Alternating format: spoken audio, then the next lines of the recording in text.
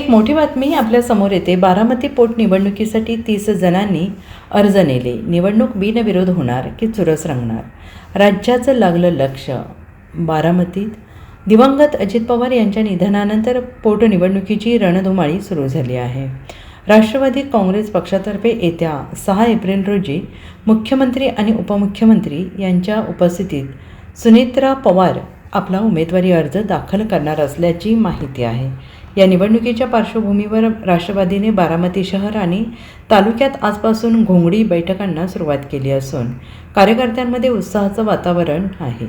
गावागावात जाऊन मतदारांशी थेट संवाद साधत सुनेत्रा पवार यांना प्रचंड बहुमताने विजयी करण्यासाठी रणनीती आखली जात आहे.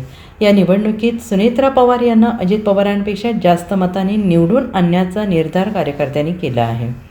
तर एकीकडे ही निवडणूक बिनविरोध व्हावी यासाठी प्रयत्न सुरू असतानाच बारामती पोटनिवडणुकीसाठी 30 जणांनी अर्ज नेले असल्याची सूत्रांची माहिती आहे.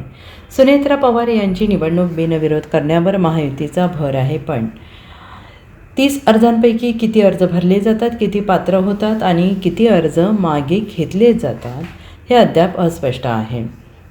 निवडणूक बिनविरोध करण्यासाठी सुनेत्रा पवार कुणाकुणाला भेटणार याकडे सगळ्यांचं लक्ष लागलं आहे.